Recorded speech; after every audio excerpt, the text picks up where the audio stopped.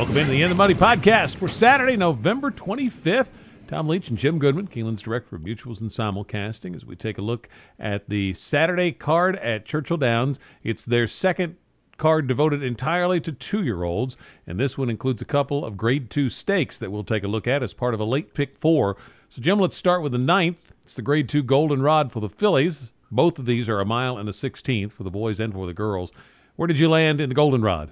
Well, I ended on a filly named Monomoy Girl for Brad Cox and Giroux. I really liked that last race in Rags to Riches where they took her off the turf and tried her on the dirt, and it was a successful experiment, to say the least. She went to the lead and just blew them all away and ran a 1:36 in 1 mile and won by 6.5. Beat a horse that's coming back here, Foxtrot Sally, coming in this race, and she just looked very impressive in that race. And Brad Cox has got it all going on right now, trying to go for the winner's share of the training title. And I went with Monomoy Girl in here. I can also make a case for Eddie Canelli's Sultry. Has won 2 in a row, one at Keeneland, one at Churchill. Her numbers don't match up very well with my top pick, but I think she's got the right running style. She's going to come from way out of it, and there seems to be enough speed in here to set it up for her. So I'm going to use Sultry in the pick 4 that we talk about a little bit later on. And then this is a sentimental choice on my part. Kelly Schumer, who helped me cash in a tournament down at Ellis Park back in the summer, is running back here. That was her second win in a row, the Ellis Park debutante. She hasn't done as well since then, but she stepped up to a Grade 2 and to the Grade 1 Alcibiades. So this may be more up her alley, and she's got a little bit of experience behind her. And again, Brad Cox has her. So I think Cox has a chance to run 1-2 here. And Kelly Schumer is going to be a lot bigger price than I think Monomoy Girl. But that's the 3 I'm going with in the pick 4, Monomoy Girl on top. Taking a little bit of a reach here, and it's Cash Out. I remember talking to Rusty Arnold before the Jessamine about this horse, and he was really high on her. She had just broken her maiden at Kentucky Downs, and she ran a nice race at a big price behind Rushing Fall, who went on and won the Breeders' Cup race. And the dirt is a question mark. She did not run well when the race was taken off the turf up at Saratoga, but that was to the slop. This will hopefully be fast dirt. I think her pedigree says she should be fine on dirt. She's certainly worked well. So off that last race, what I remember Rusty Arnold telling me about how high he was on her, I'm going to take a shot in here. I'm not really high on anybody, so I'm going to take a price play here with Cash Out. Monomoy Girl's, I think, the one to beat. Stronger than ever. I liked a little bit for McPeak. Road to Victory for Cassie, just off a maiden win, but you always got to respect him in these 2-year-old races at Churchill this time of year. And then I'm also going to use Foxtrot Sally, just on the fact that the buyers have improved with distance. So 7 for me. Cash Out is the win pick, and I'll go deep in the pick 4. The 11th race is the Grade 2 Jockey Club. Again, mile and a 16th. I came down to between 2 horses here. I think Enticed is probably the likeliest winner. I saw the maiden breaking win up at Saratoga, and it was very impressive. This horse is huge. Doesn't look like a sprinter at all, and he got up to win going short. Came back in the Grade 1 Champagne and ran well. It's up on the pace early. So I think that horse shipping in for Kieran McLaughlin is very dangerous. But I'm going to take the 7 Promises Fulfilled. Get a little better price, I think. This horse is working lights out, 2 for 2. I think he might be better around 2 turns. So if he improves around 2 turns, that might be enough to get Enticed. So I'm going to take Promises Fulfilled, and I'm just going to use him in Enticed when we get to the pick 4. How about you? I didn't have that strong an opinion. I'm going to go deep in the pick 4. Not deep, but I'm going to take probably 4 or 5 horses. Enticed is my top pick, running behind the Good Magic and the Champagne, and he came back and won the Breeders' Cup Juvenile. So obviously with McLaughlin shipping him, you've got to give him a big shot. He's probably going to be 2-1. The other horses that I liked in here, I like Quip a lot, the 11. Very impressive last out. Basically ran away from him with Giroux at a mile and 16th at Keeneland, and I won his debut at Churchill. So 1 for 1 over the track.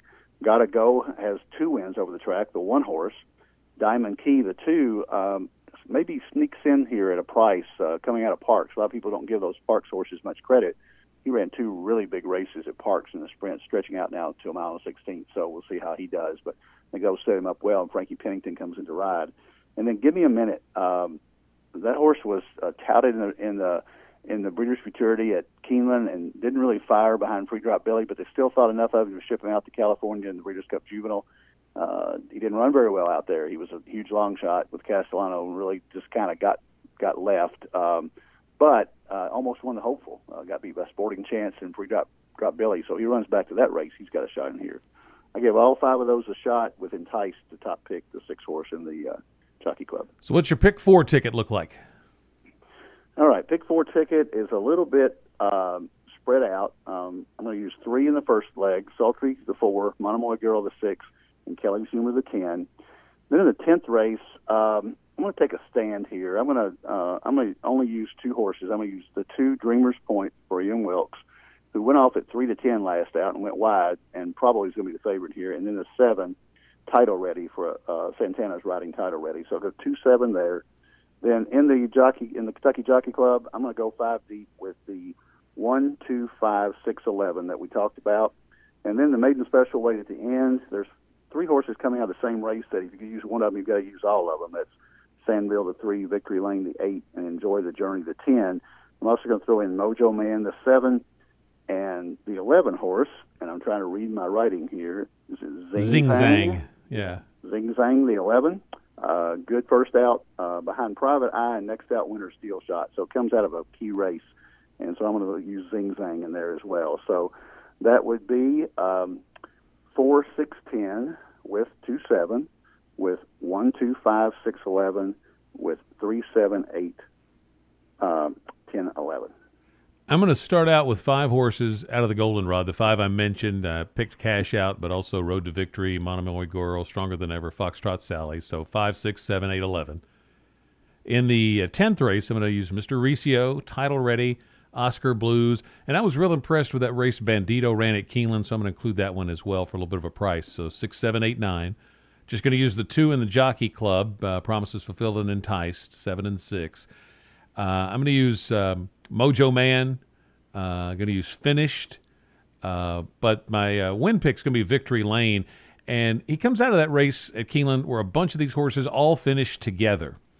And Victory Lane got an awful ride. Just horrible. And I think this horse was much the best. So he's the only one I'm going to take out of there. I'm kind of going all or nothing on there. So I think they all finished together. I'm going to basically pitch the whole race other than Victory Lane just because of the awful ride that he got.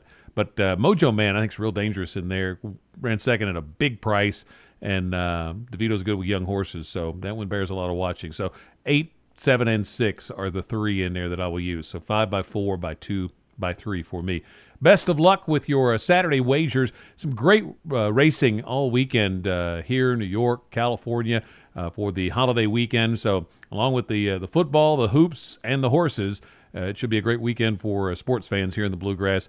Keep your Keeneland Select account fully funded so you can take advantage of those opportunities when you're busy with something else. For Jim Goodman, I'm Tom Leach, and this is the In the Money Podcast for KeenelandSelect.com.